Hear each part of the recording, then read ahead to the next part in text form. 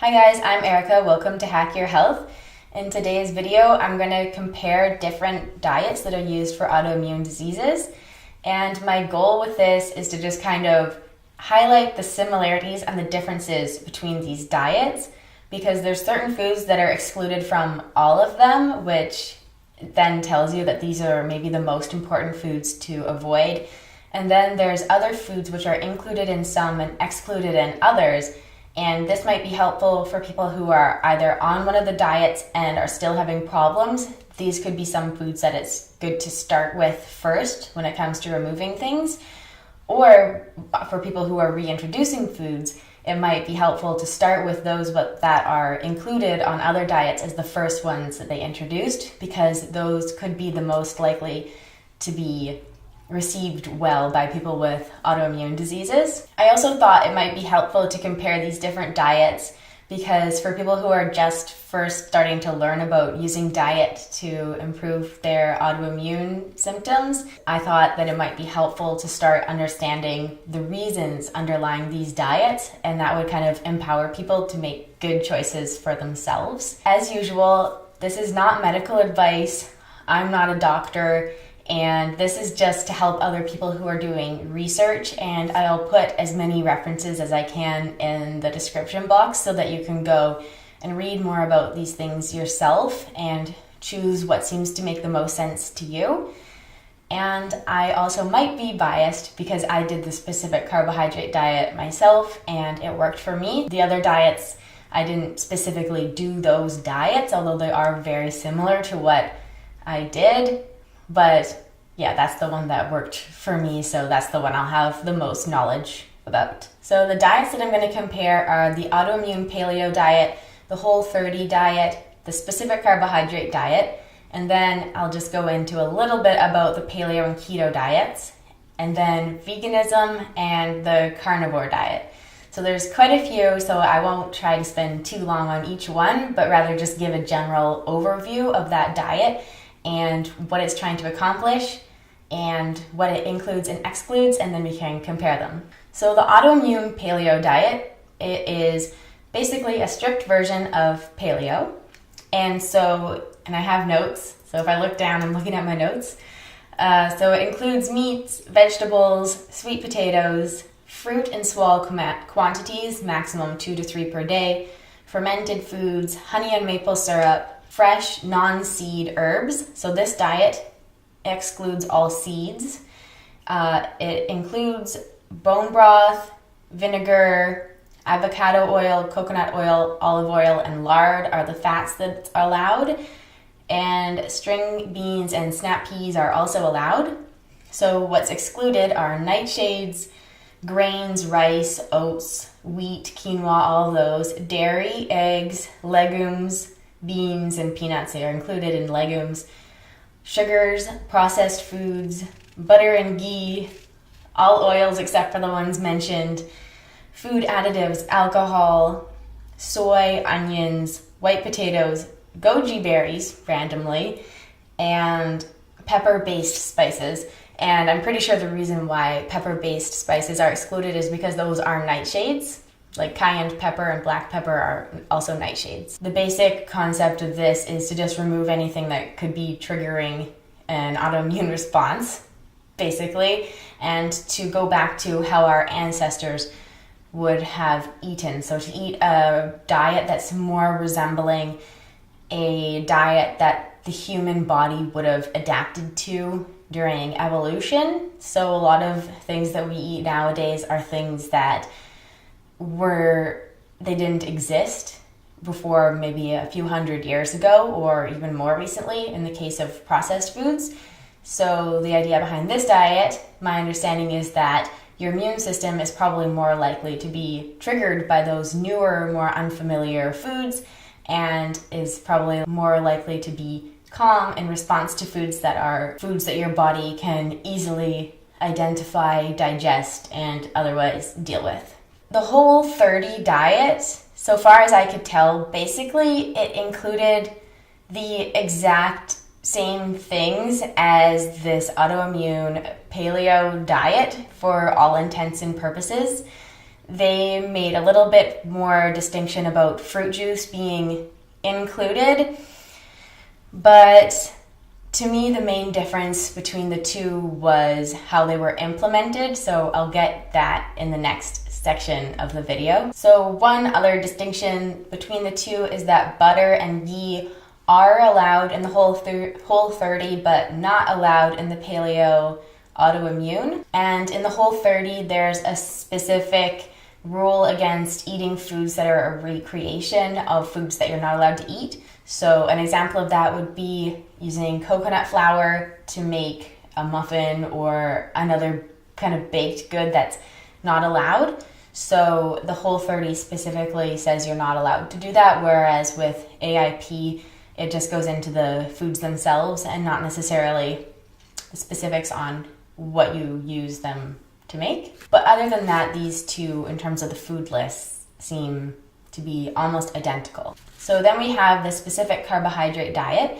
and this diet focuses more on the kind of carbohydrate that is in the food, and it basically tries to remove complex carbohydrates. And the reason for that is because those provide the most food for the bacteria in your gut, which in the case of people with autoimmune diseases is often wreaking havoc.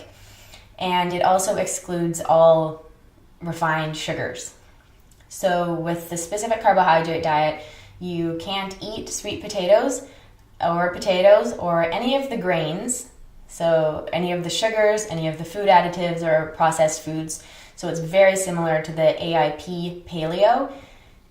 And the main differences are that on the Specific Carbohydrate Diet, milk is allowed as long as it is either butter is allowed or fermented milk. So anything where the lactose is broken down. So that means that you can have the specific yogurt that you make yourself, not store-bought yogurt, as well as cheeses that are true cheeses that are, fermented. And so that means that the lactose is very low. So since the focus is on the kind of carbohydrate in the food, that makes those fermented milk products acceptable on this diet. And for seeds and legumes, those are excluded at the beginning of the diet, but technically they are allowed just after a longer period of time. Another major difference is eggs. Eggs are allowed on the Specific Carbohydrate Diet, but not on the Paleo AIP diet. But for the most part, there are a lot of similarities, and I'll get into why I think there are some differences later. Yeah, so that's the basics of the Specific Carbohydrate Diet, and if you want to have a list of all the foods that are legal and illegal, I'll put that in the description box, because they're very specific from food to food, which ones are and are not allowed. So then we have the vegan diet, which when you Google autoimmune diet, you seem to get a lot of vegan results, so that's why I included it. So in a vegan diet, obviously, you're excluding all animal products and all animal-related products like honey and stuff like that. So veganism, in my perspective, is a fast, simply because it is arguably impossible to get balanced nutrition on a vegan diet because of the nutritional deficiencies. And if you want to know more about those, you can watch my Is Veganism Really Healthy video, because I went more in depth about it there. But people do have good results some of the time on a short-term vegan diet, so I think it's worth including. However, on a long-term basis, I personally think that veganism is quite dangerous as well, because it has so much fiber and so much plant compounds that can be difficult for people with autoimmune diseases to handle. I think that this one really stands out from the others, and it really involves a lot of carbohydrates, for example, and starches, because without meat and dairy or at least meat, you end up having to get a lot of calories from plant sources, and the plant energy is, for the most part, carbohydrates. So for the rest of this video, I'm probably going to not focus so much on the vegan diet, since it's kind of an outlier here. And basically, I would say that you can do your own research about that one and just be very careful with it. And then we have the carnivore diet. So the carnivore diet, I see as sort of the ultimate autoimmune diet, basically because it seems like people who can't tolerate the most foods could potentially end up on the carnivore diet purely through exclusion. And of course, Michaela Peterson would be the prime example of that. So I think that it's worth including because you never know how severe, I mean, I'm making this video for autoimmune diseases and I don't know how severe each person's autoimmune disease is who's watching this. And it's possible that there are others who are so responsive and reactive to different kinds of plant food that the only thing they're left with is this kind of beef and water diet. And I think that it's important for that to be presented in a way that, you know, if that ends up being the case, you're not crazy. However, I think that that's probably not necessary for the vast majority of people with autoimmune diseases. I just think that it deserves to be included since it's worked for such extreme cases that were not responding fully to things like a paleo or an AIP or a specific carbohydrate diet. So there's some other really important differences that I see between these diets. And in particular, when you compare the specific carbohydrate diet with the AIP or the Whole30 diet. And that is the length of time that they're meant to be done for. So the specific carbohydrate diet is meant to be strictly followed without any exceptions for 1 to 3 years if you're looking at Crohn's. And it's used for different diseases like celiac or IBD or for autistic children and schizophrenia and other seemingly random diseases that do have a very strong digestive component. So there's different lengths of time recommended for different uses of the diet, but for Crohn's disease, which is what I had, it's 1 to 3 years. So this is meant to be a really long-term diet that really starves and completely changes the microbiome. And the theory behind doing it for such a long time is that if you reintroduce a food too soon, the bacteria or whatever underlying thing that's causing the disease could still be present, and then by feeding it, you could flare your symptoms. So I think that has to do with why the milk and the cheese and the legumes are included on this diet, because things like legumes and seeds in particular are meant to be reintroduced after approximately 3 months. So they aren't meant to be at the very beginning, they're after a certain period of healing has occurred. Whereas the AIP diet is suggested to be done for about 2 to 3 weeks, and then reintroducing a food every 2 to 3 days after that, and to see how the body responds to it. So I think that by looking at the specific carbohydrate diet, people who are doing the AIP could have a really good idea of which foods to introduce first, because, for example, eggs are included on the specific carbohydrate diet, but not the AIP. So after that 2 to 3 weeks, maybe eggs would be a good choice to introduce first, because they're, by that logic, the less likely to cause a reaction. And the Whole30 is only meant to be done for 30 days. And so far as I can tell, there's no reintroduction period. It's really just a 30-day program. And so my personal sense would be that for a person with a very severe autoimmune disease, for them to go back to doing the same or similar things that they were doing before, their problems would likely come back after 30 days. So I think the duration of time is a very important factor, and it has to do with, yes, on the AIP you can introduce these certain foods, wait a few days to see if it's going to cause a response, and if it doesn't, keep it in the diet, and if it does, exclude it. And then I feel like that would have to be a long-term diet in order to work. And same thing with the specific carbohydrate diet. it's meant to be done for a long period of time.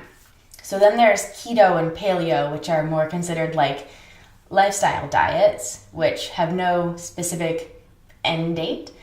And basically, Paleo is very similar to the AIP diet, which is a version of Paleo. And then Keto focuses on reducing the number of carbohydrates in the diet to approximately 50 or less grams of carbohydrate per day to keep the body in ketosis. And it's more focused on weight loss. So I feel like it would be better for a person with an autoimmune disease to focus more on including foods that affect their body and their symptoms in a certain way, not necessarily on how many grams of carbohydrates they're eating in that day, but more so on the kind of symptoms they're experiencing. So that's why I felt like Keto and Paleo, though they're really similar and great, might not be specific enough to autoimmune diseases and have a slightly different kind of purpose. So even though I think there can be great success on those, the kind of guiding principles of the AIP or the specific carbohydrate diet might be more useful in the sense of really watching for symptoms. So some of the commonalities between these diets that we can see are nightshades. Although the nightshades are technically allowed on the specific carbohydrate diet, it's kind of a caution area and they are excluded from the other diets. Legumes, once again, they're included after about 3 months on the specific carbohydrate diet if tolerated, and they are excluded from the Whole30 and the AIP. So this would be an area to watch out for. Grains are excluded on all of these diets, except for veganism, which we're not including right now. So grains are a real problem for many people with autoimmune diseases, and same with sugars. Preservatives, emulsifiers, and other elements of processed food are excluded from all of these as well. And those can also have effects on the intestines and its permeability. So those are very important to avoid for people who are trying to heal leaky gut as a source of their autoimmune issues. Nuts and seeds are another common exclusion, which again, on the specific carbohydrate diet, it suggests you could try reintroducing them after 3 months and see if they're okay. If they're okay, then you can include them, and if they're not okay, then obviously you shouldn't. And on the AIP, they are excluded. And of course, the main differences are the dairy, the eggs, and the reintroduction practices with these diets. So I think that these are really helpful guiding principles for people who are adjusting their diet to deal with an autoimmune disease. And in my experience and personal opinion, keeping a food journal is a really important step at the beginning. So I kept a food journal for 30 days when I first started the specific carbohydrate diet. And basically that was just to find foods that were legal on the diet but were not good for me. So I would highly suggest doing that. And there are also certain molecules that are found in various plant foods that can be irritating to people with autoimmune or leaky gut issues. So those are things like phytates, lectins, oxalates, and fiber. And I think what I'm going to do is make separate videos on those topics because it's kind of beyond the length that I'd like to make this video.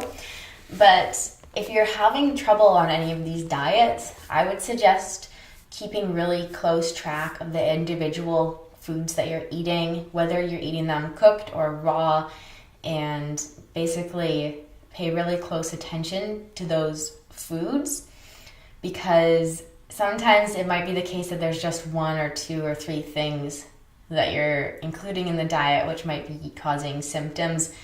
And by removing those, you could just be having a way easier time. So I really hope that this video has been helpful to you. And please share in the comments if you've tried any of these diets or if you're currently doing them, what your experience has been and which foods have worked and not worked. and anything else that you would like to share. And if you're just being diagnosed with an autoimmune disease and you're looking into diet, I would just say that I'm very excited for you and I wish you all the best and encouragement.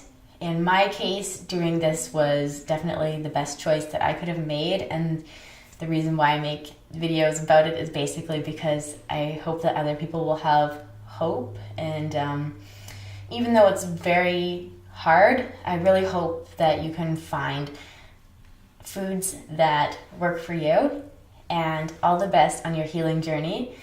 And thank you so much for watching. If you like this video, please let me know by pushing like. And if you want to see more of my health related videos, then you can always subscribe.